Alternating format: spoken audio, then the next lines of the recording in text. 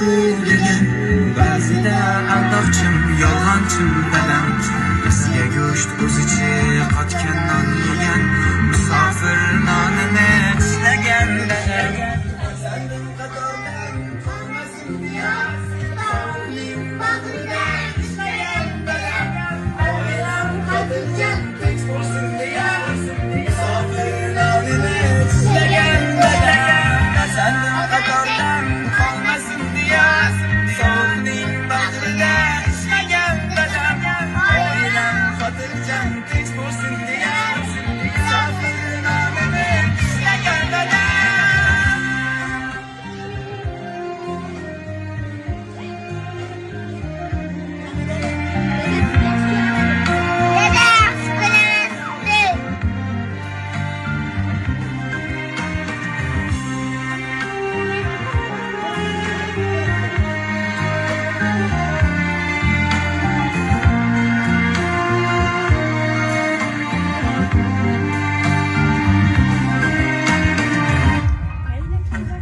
Yoshlikni ta'mini totmasdan turib sochiga qirovlar ko'ringan dadam sog'ingan farzandim rasmini ko'rib musofir nonini tishlagan dadam o'tgan otaning umri dunyoda eng topganim do'ladim dadam oslarga baland ko'chkimiz musofir nonini tishlagan dadam farzandimni qololdim qolmasin diyor tog'ning bag'rida ishlagan dadam oilam xotirjam tinch bo'lsin diyor musofir nonini tishlagan dadam adodan qolmasin diyor tog'ning bag'rida ishlagan dadam oilam xotirjam tinch bo'lsin diyor musofir nonini tishlagan dadam.